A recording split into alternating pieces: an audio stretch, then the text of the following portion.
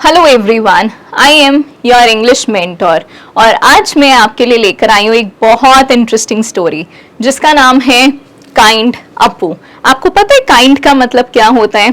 दयालु होना, किसी और इंसान के लिए आपको दया भावना रखना, right? So whenever you have a feeling of kindness in you, it is called the feeling of being kind. So ऐसे ही काइंड अप्पू के बारे में आज हम बात करेंगे। So are you curious to know? क्या आप उत्सुक हैं जानने के लिए कि आज हम क्या पढ़ेंगे? We will study about kind Appu, right?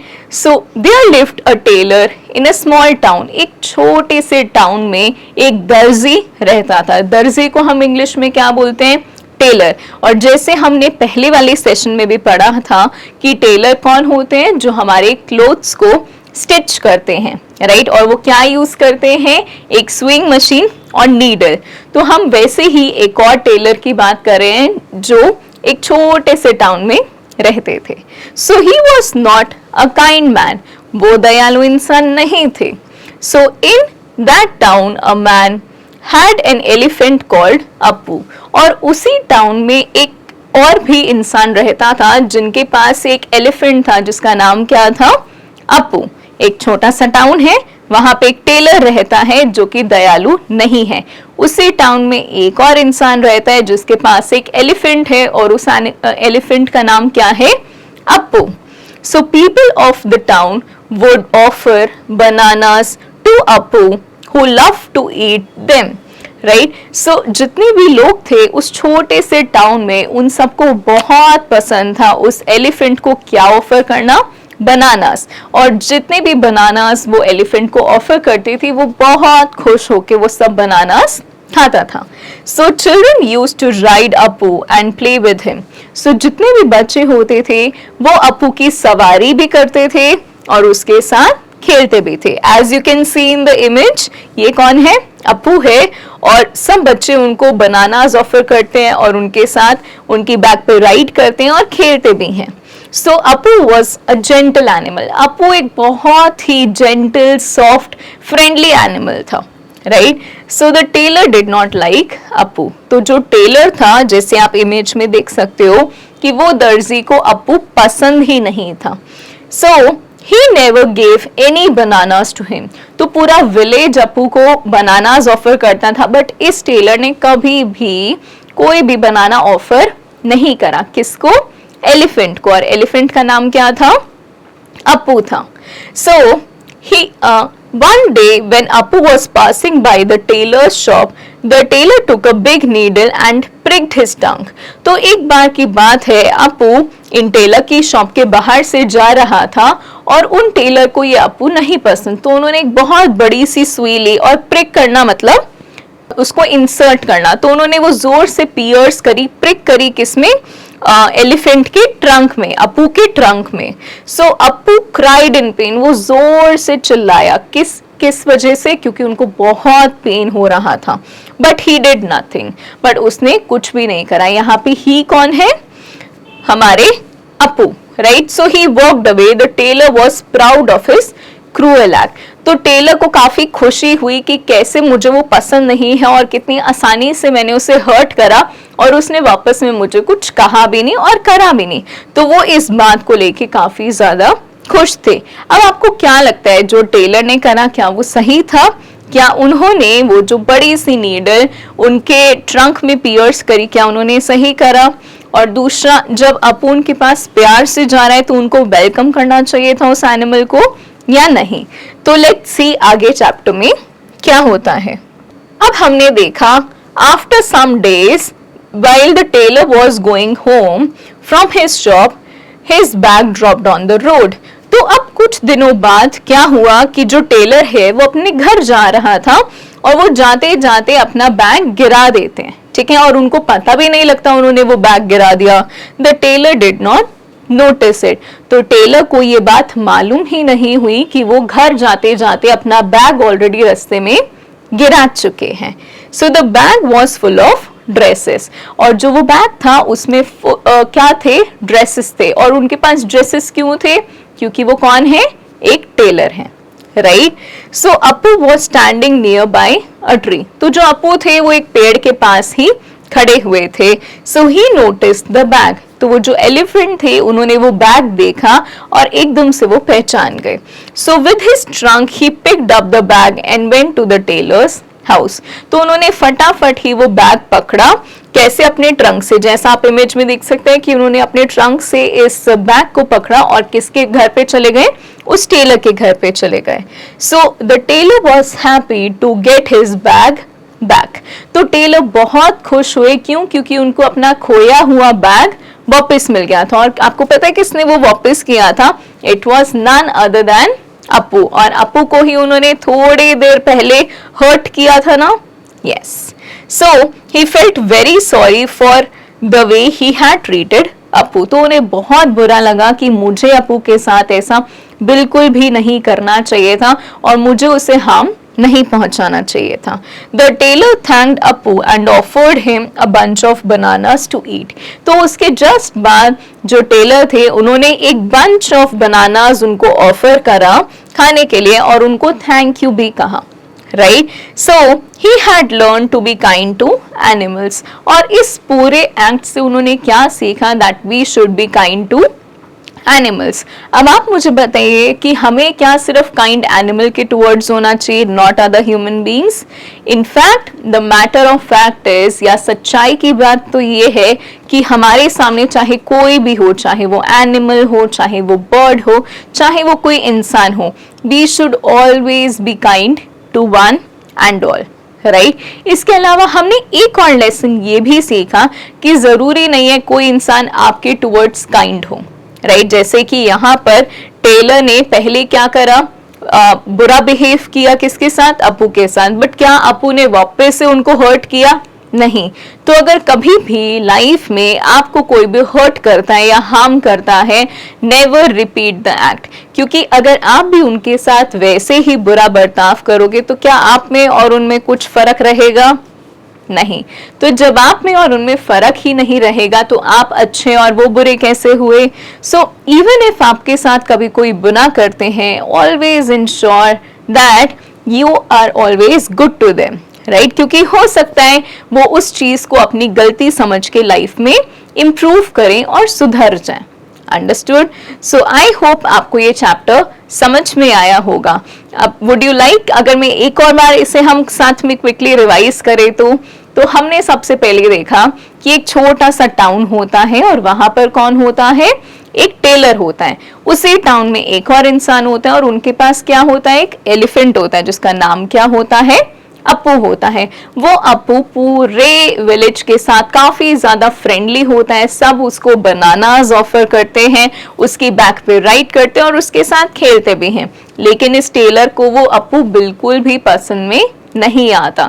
तो एक बार एक दिन की बात है कि अपू उनके शॉप के बाहर जाता है और जो टेलर होते हैं वो बहुत गुस्से से क्या करते हैं? उनकी ट्रंक में एक नीडल पियर्स कर देते हैं, प्रिक कर देते हैं, और जो एनिमल होता है उसको बहुत पेन होता है। राइट, बट वो पेन में कुछ भी रिप्लाई नहीं करते, वो बस वहां से चुपचाप चले जाते हैं।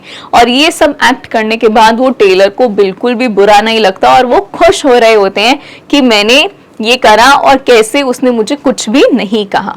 राइट, फिर उसके बाद हमने देखा कि कुछ दिनों के बाद जब टेलर घर जा रहे होते हैं तो कैसे वो अपना एक बैग बीच रास्ते में गुमा देते हैं, ड्रॉप कर देते हैं, और उसके बाद वो नोटिस भी नहीं करते हैं ये चीज। और अपू पास में ही एक पेड़ के पास खड़ा होता है और वो ये चीज देखता है कि टेलर ने अपना बैग गिरा दिया है और उस बैग में बहुत सारी ड्रेसेस होते हैं।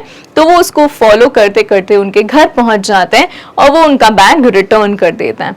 उस मोमेंट पे टेलर को रियलाइज होता है उन्होंने कितनी बड़ी गलती करी उस एनिमल को हर्ट करके, और कैसे वो इन रिटर्न उनकी हेल्प करता है। सो वो टेलर उनको वापस से क्या ऑफर करता है? बनानास ऑफर करता है, थैंक यू बोलता है और सीख जाता है that we should be kind to animals. You know the part that we should be kind to animals, right? Animals क्या होते हैं? वो हमें कुछ भी नहीं कहते। राइट, जैसे हो सकता है आपके घर के आसपास कोई डॉग हो, कैट हो, कोई काऊ हो, बफलो हो, तो यूजुअली लोग क्या करते हैं? उनके ऊपर पत्थर फेंक देते हैं या फिर उनको किक कर देते हैं या फिर उनको साइड कर देते हैं या फिर उनको हर्ट करते हैं। right? So always make sure that you never hurt any animal, be it a bird, a dog, a cat, a cow, a buffalo. कोई भी एनिमल आपको अपने आसपास हर्ट नहीं करना है, अदरवाइज क्या होगा, आप एक बैड कर्मा परफॉर्म कर लोगे और हमको ऐसा बिल्कुल भी नहीं करना चाहिए। आई होप आपको ये चैप्टर अच्छे से समझ में आया होगा। अब हम करेंगे एक्सरसाइजेस, तो क्या आप मेरे साथ अच्छे अच्छे क्वेश्चंस अटेम्प्ट करेंगे? Yes, so we will attempt the conceptual assessment first, जो क्वेश्चंस हमारे चैप्टर से रिलेटेड हैं। So first up we have take the correct answer. यहाँ पर हमें हर क्वेश्चन के 3 ऑप्शंस मिलेंगे और 3 ऑप्शंस में से हमको चूज करना है एक best option. So who was Appu? Appu कौन था? लायन, टाइगर और elephant. So Appu was an elephant. What was the favourite food of Appu? Appu को फेवरेट फ्रूट कौन सा लगता था? इट वाज मैंगोस, बनानास और ऑरेंज। तो उनका फेवरेट फूड था बनानास। से यस और नो। अब हमको बताना है हाँ या ना, यस और no. So Appu was a kind animal. Do you think it's true? Yes. Apu laughed in pain.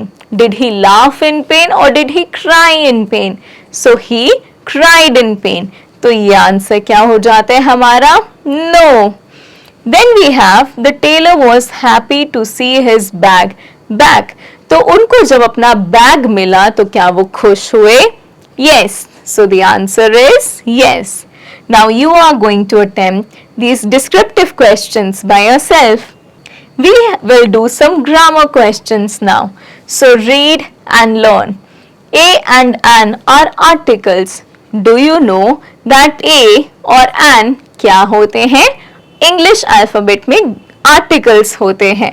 So they are used before a naming word. हम इनको कब use करते हैं? कोई भी naming word से पहले, जैसे कि an elephant और a tailor. Remember, we use an only before the word that begins with these sounds. हम an को पता है कब यूज करते हैं? Only with these 5 sounds: A, E, I, O, U. Say it one more time with me. A, E, I, O and U. हम इन 5 sounds के साथ क्या यूज करते हैं? And यूज करते हैं. So now match the correct article with the words and write them in the space provided. अब हम इन सब spaces में क्या लिखेंगे? Words लिखेंगे. So first one has been done for you. So egg का हो जाएगा an egg. Why did we use an? Because there is E and E was also present here. Now we have table. So table का पहला letter कौन सा है? T. तो क्या यहाँ पर A आएगा या an आएगा? The right answer is A. Table. Next up we have kite. So kite के साथ क्या आएगा? A kite और an kite. It should be a kite. Why is it a kite? Because it does not start with these sounds. Next we have orange. Orange starts with O and O was a sound here. So we will write an orange.